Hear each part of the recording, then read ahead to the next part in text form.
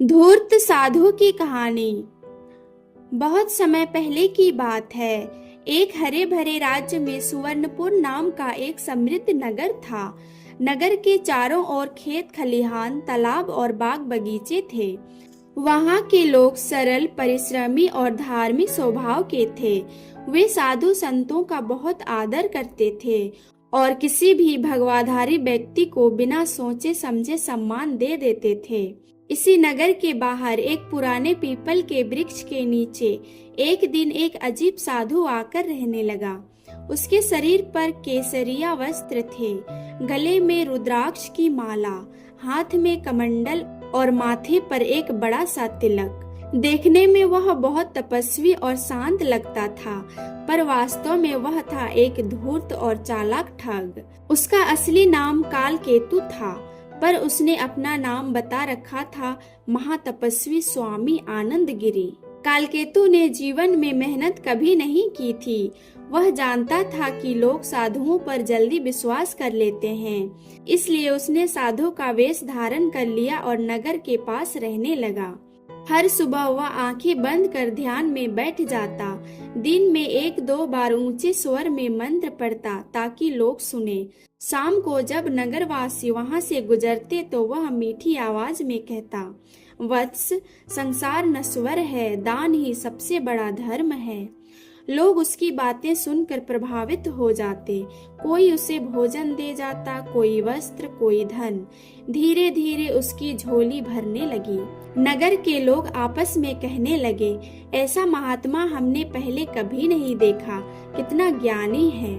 एक दिन नगर के मुखिया धर्मदत्त भी साधु से मिलने पहुँचे। साधु ने उन्हें ऐसी मीठी और धार्मिक बातें सुनाई कि धर्मदत्त भी उसके चरणों में झुक गए। अब साधु का प्रभाव पूरे नगर में फैल गया। कुछ दिनों बाद साधु ने एक नई चाल चली। उसने घोषणा की, जो व्यक्ति मुझे एक गाय दान करेगा उसे स्वर्ग की प्राप्ति होगी और उसके सारे पाप नष्ट हो जाएंगे। धर्मभीरू लोग डर गए। कई अमीर लोगों ने गाय दान कर दी। साधु उन्हें रात में चुपचाप बेच देता और पैसे जमा करता। नगर में एक युवक रहता था, नाम था विवेक। वह पढ़ा लिखा और तर्कशील था। उसे साधु की गतिविधियां कुछ अजीब लगी। उसने देखा कि साधु रात में चोरी छिपे बाहर जाता है। ध्यान करते समय भी उसकी आंखें आधी खुली रहती है। उसके पास बहुत धन इकट्ठा हो गया है। विवेक ने अपने मित्रों से कहा, यह साधु कुछ ठीक नहीं लगता, पर लोगों ने उसकी बात पर ध्यान नहीं दिया। विवेक ने निश्चय किया कि वह साधु की परीक्षा लेगा।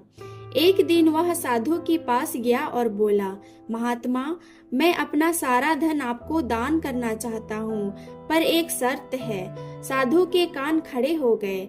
बताओ वत्स, क्या शर्त है? विवेक बोला, आपको मेरे साथ 3 दिन उपवास करना होगा। साधु घबरा गया, पर लालच में हामी भर दी। पहले दिन साधु किसी तरह भूखा रहा। दूसरे दिन उसका धैर्य टूटने लगा। तीसरे दिन रात को वह चोरी छिपे भोजन ढूंढने निकला। विवेक पहले से तैयार था। उसने नगर वासियों को बुला लिया। सभी ने साधु को भोजन चुराते हुए रंगे हाथों पकड़ लिया। लोगों ने जब पूछताछ की तो वह डर गया और सच उगल दिया। उसने बताया कि वह कोई साधु नहीं बल्कि ठग है।